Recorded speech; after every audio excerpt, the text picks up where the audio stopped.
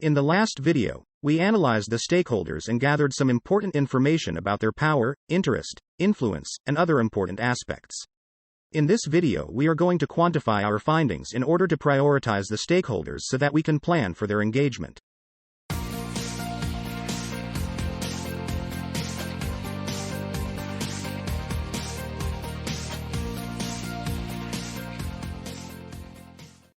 Let's just recap what we have done so far. We identified the stakeholders in the first step. We narrowed down the numbers of the stakeholders and analyzed their qualitative aspects. If you need to review these steps, follow the links in the description section. Now we have to prioritize the stakeholders based on our findings in the analysis. Why do we need to do that? On many projects, especially the big ones, there will be too many stakeholders involved, tens or sometimes hundreds. Even after you narrowed down the number using the techniques discussed in the previous video, the project team cannot engage all of them directly and effectively. Especially that in many cases you will be faced with contradicting requirements and demands from the stakeholders. You need to know whose requirements are priority, whose opinion weighs more, to whom you shall answer when you get contradicting demands. This is exactly what prioritizing is all about. So how can we do it? The best approach is to convert the qualitative data we have found in the previous step into quantitative data that will be easier to compare and sort. Qualitative data like how much the stakeholder is powerful, interested, impacted, and so, into mathematical figures and scores. The quantitative data will make it easier for us to compare and sort the stakeholders with respect to their importance. To do that, first, you have to come up with a grading system for each aspect you have analyzed. You will determine the score of each stakeholder in every aspect.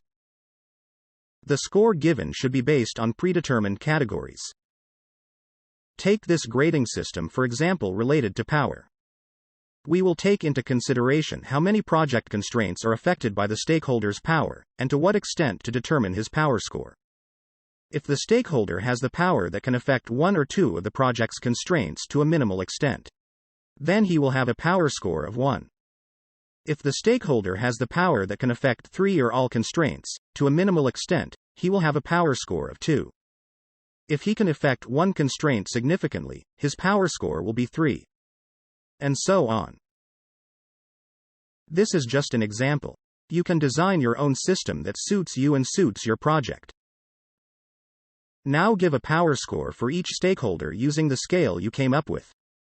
This score can be used to sort and rank your stakeholders according to their power. For stakeholders that have the same power rank, you will be able to sort them based on other aspects like interest and impact.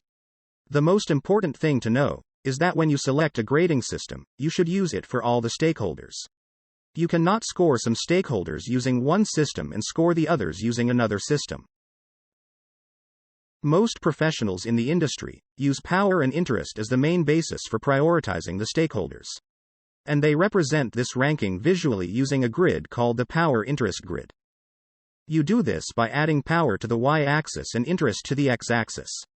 Then each stakeholder will be represented on this scale as a point. This grid will help you group the stakeholders into 4 main groups: high power high interest, high power low interest, low power high interest, and low power low interest. Each group will be engaged differently and we'll see that in the next video. Some professionals like to add another dimension to this representation and use what is called the stakeholder cube. The third dimension could be impact, influence, or any other aspect. You can use whatever system that suits you to prioritize the stakeholders as long as it respects the scores they got in the grading system you've designed. There is no right and wrong in project management. You do what you think is suitable for your project's success. But the bottom line is that you need to be able, at the end of this step, to know who is of more importance to your project, and whose opinions and requirements are of higher priority. These outputs are necessary to develop a stakeholder engagement plan and to be able to collect requirements and define your project's scope. This concludes our video. The next step will be to develop a stakeholder engagement plan. And we'll do that using all the information we've already discovered in the previous steps. I hope you're enjoying our videos. If you have any comment, please write it down in the comment section. You are invited to subscribe to our channel and to hit the notification button to follow up with all our new videos. Thank you for watching.